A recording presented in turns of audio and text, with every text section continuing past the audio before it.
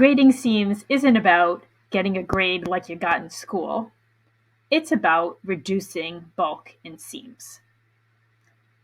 I'll show you how easy it is. Here's a good example of a bulky seam.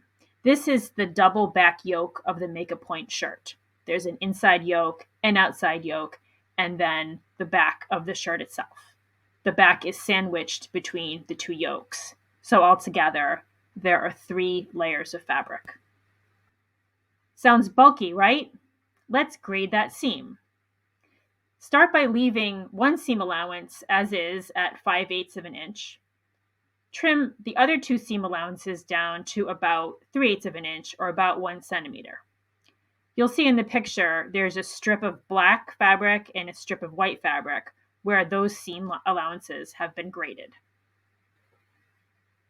And now to finish the grading, trim back the last seam allowance a little more so that it's about 1/4 of an inch or 6 millimeters or so.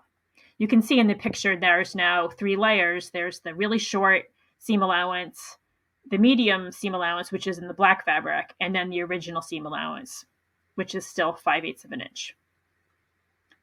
Finally, press all the seam allowances in one direction. In this case, you're going to press them up toward the collar for the back yoke.